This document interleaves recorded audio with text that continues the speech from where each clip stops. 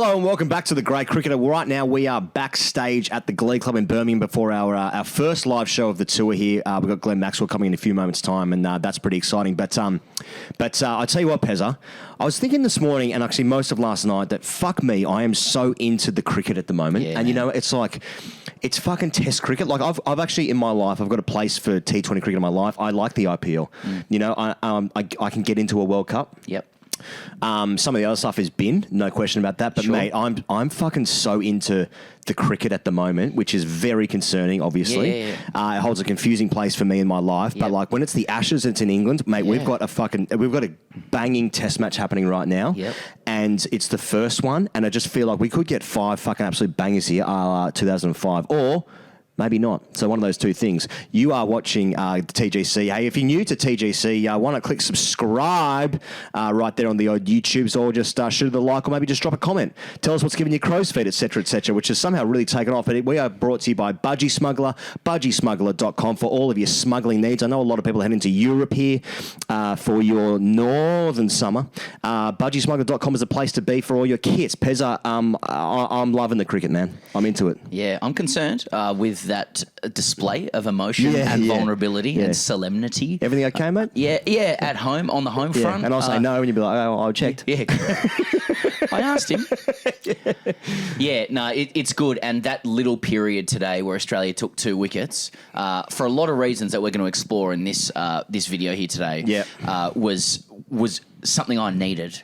Because Australia hasn't had any fucking front foot in this game, and like I don't know, I'm completely discombobulated spiritually. You were up and about. Well, I mean, I felt like the Ashes had begun because I've been very sceptical about what Bazball means. I haven't ruled out that Bazball isn't actually one of the most evil developments in cricket of all time, and the fact that it's being matched with the cult-like fucking following from people leaves me more sceptical. Or is that jealousy? I don't know. Cry me amore. We had 20 minutes where there was a bit of rain that juiced up the deck, and we saw some cricket that we recognised. You know, it's like Australia's on the front foot here, we're on the front dog. They don't fucking want to be here. They don't want to be here. There's 3 slips. There's a gully. Okay, there's a catch and cover, but it's still, you know. look how big the guy is at gully. That's right. He's big. He's taking a catch. We're cheating again. We're the villains. He could be me in an arm wrestle. I understand. Let's get into the 3 things, though. We also sell rugs. Everything must go. Sail. $2 only. Manchester United, Liverpool, Arsenal. Celtic, Barcelona, $2 only. King Kong Sales, George Street, one of the greats. One of the greats. Now, before that, here goes. First thing, England runs through Australia. We talk about crow's feet. This isn't on the same level as crow's feet. There's a grimace in cricket. Yeah. I was wincing and grimacing at that because, like... Not to use the McDonald's character. No, I'm not talking about Grimace, the McDonald's character. No. Are you talking about the Hamburglar? Yeah, that's right. Mate, that was me at 4 a.m. this morning. Turned myself into the Hamburglar. You did too. I was grimacing because, like, I felt at the end of yesterday, I think I said in the video, like, Australia's behind. A lot of people saying Australia's in front. Disagreed deluxe with that. Hardcore.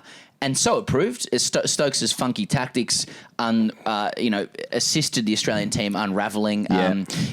First Carey, then Khawaja took the gas with a funky field. That's okay, man. 141. We're going to get into Ollie Robinson. Don't worry. And then the rest followed. The rest sold themselves very inexpensively afterwards. Didn't like the way. I didn't like the way with which they sold themselves. Nevertheless, that's been like that for a long time. We've got a long tail, and Australia's all out there, only a couple runs shy of England. But I'm like, England are going to come out and fucking destroy Deluxe again. We're chasing 300 tonight. They would probably declare tonight, and Australia going to have to survive 2 days somehow, or whatever, or their carriage tangled. I don't fucking know. But it wasn't that. I suppose. What do you say? Like, credit to Stokes' Fields again for unraveling Australia. I don't know, a couple of cheapies for Ollie Robinson, and didn't we know it? And Broady gets in there for one. Yeah. It's. I saw a stat before about Australia not scoring many. Like we've scored a very low amount of plus 40 scores from 8 to 11. Yeah. I know. It's, no, but it makes an interesting point of Australia's long tail. You know, Cummins hasn't been the batter that we thought he may well have been. Yeah, probably he stopped investing sort of 10 years ago. He got out. Yeah, I don't mean in cricket terms. I mean as an investor. I think he pulled out of batting. Maybe 2017, 2018. He got out just at the wrong time. One of my absolute favourite things to do. Yeah. Well, it's necessary. All over me back. Yeah. That's a different kind of pulling out. Anyway, or a comeback. Anyway, so shit. Like just a really long tail, and like just the importance of Carey's 66 was enormous. And just that long tail is exposed without Stark in the side. Now, like I'm not saying you like not in the same way that Jackson Bird wasn't picked once for an Ashes game because of his batting. His batting wasn't good enough, but it's not in that mould. But it just highlights that you've got three number 11s with Boland's Lion and Hazelwood there, the big bush horse. Cummins at 8, it just feels light, and just like if Australia batted, they batted so poorly yesterday, I thought. Nine's too high for Lion. I'd say he's a 10. I'd say he's a 10. Yeah, I'll have a look at a 10. I'll have a look at a 10. I don't think his legs. Yeah. But Who talks like that? We do. Fucking be fun to talk like that. Well, we've basically spent 75% of our time doing, come on, me back. Well, I don't know why coming on someone's back has to be matched up with like fucking Dickie Knee, you know. All right, come on, me back. Anyway, it was fucking disappointing, though, man, because you're right. We both felt, I think, yesterday that England were in front because batting in the first session in England is hard, whatever the conditions, and 5 for 50 or whatever Australia lost was always on the cards, and that's what happened. And Australia was 7 runs behind first innings, and it just felt like if Australia get ahead, you needed Carey 100, you needed Usman 180, and that's fucking hard. You know, that's hard. Let's move on to crow's feet. Here goes. I've got it for today. Now, I've pulled out a couple of comments from our valuable patrons. You can sign up if you want to get some crow's feet action. Patreon.com/grade cricketer. Yes, please. Here's Tom O'Farrell. He says, crow's feet each time KP opens his mouth. Yeah. Douglas says, all crow's feet, all the pommy commentators lauding Stokes as some sort of tactical genius and miraculous captain is giving me crow's feet deluxe. I can understand that. I understand that from home in Australia, but he's good. He's good. I understand that. I mean, he'd be the only captain in history which Ian Chappell has not written 400 words about saying this guy's fucking shit. Yeah, true. That's the highest compliment you can get. That's a huge compliment. Might use that on stage tonight, actually. Yeah, nice one. Canada, Oregon. Got anything else there? Yeah. What else you got? Jonah Anderson says crow's feet from the ads for the new Shane Warne show on Channel 9. Yeah, or he says Chanel 9, actually. He might be referring to the perfume. Yeah, of course. AL says crow's feet ECB highlights package for day 2, not showing YJB miss-stumping or Broads wicket off a no ball. The Bazball suck-off continues. I haven't had sex in 6 months.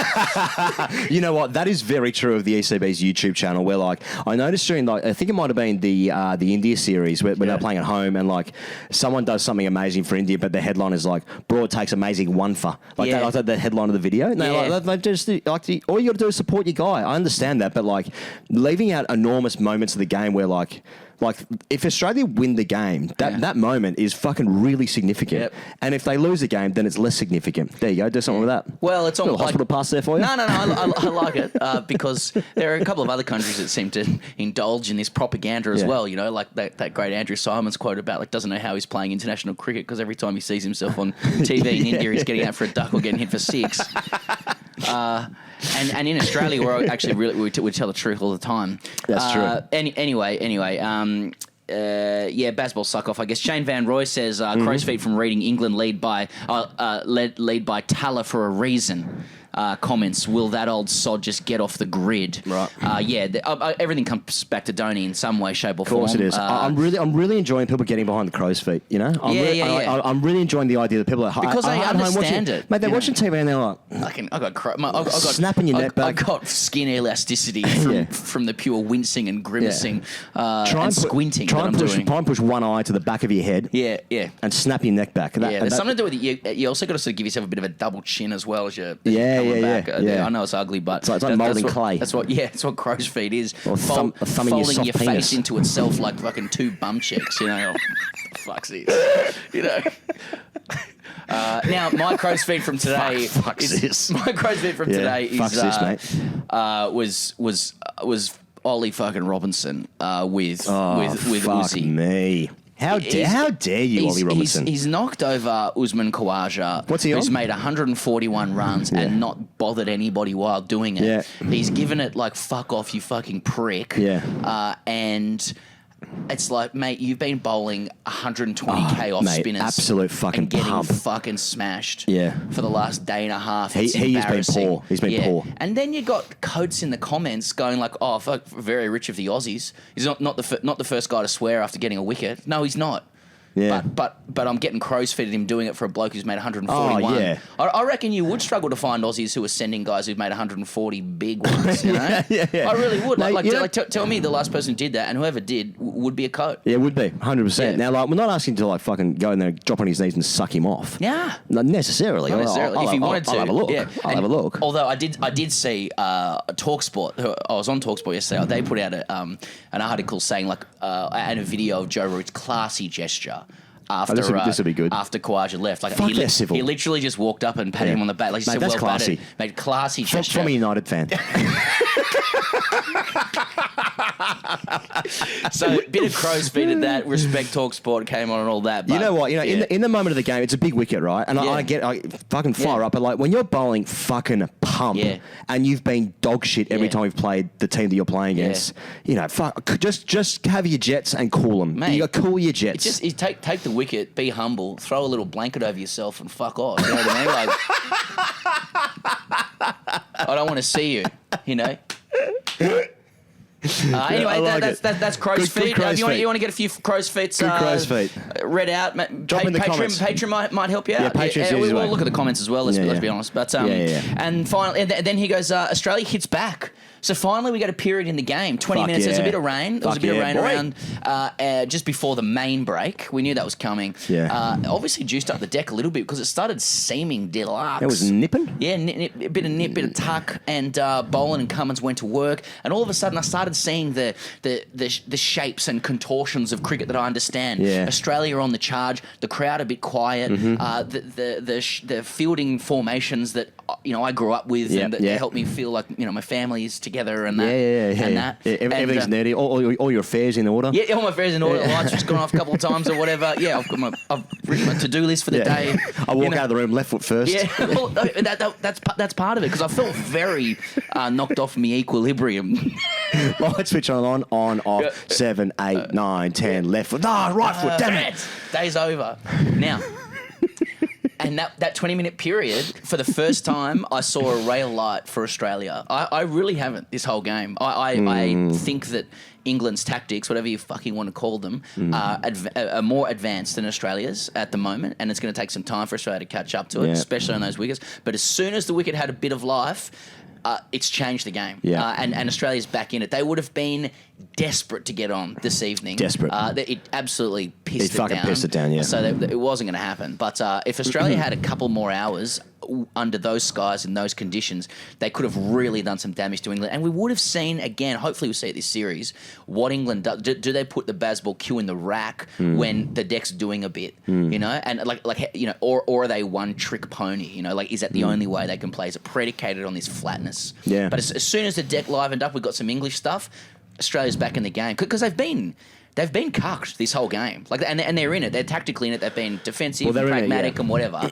So that's great. But it just on a spiritual level, it's been some cuckoldery, really, and it's strange. Can I just make a comment? Okay. About that could go anywhere. I think that given that this game is now a 2 innings game.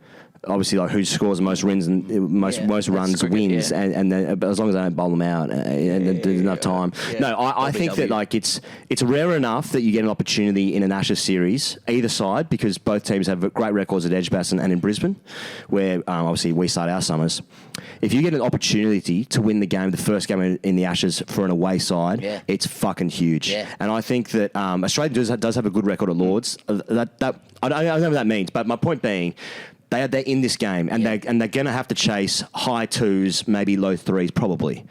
that you might, it could be heaps of different things. He goes, I like this, but you say what you think it's going to be as a prediction, and then you caveat it with all the other options that are available. It'll be clipped up, and then someone will say like, dumb, and they'd be right. Course, But my point being, Australia's in this series already without playing that well. One guy has played fucking brilliantly, and that's obviously Usman.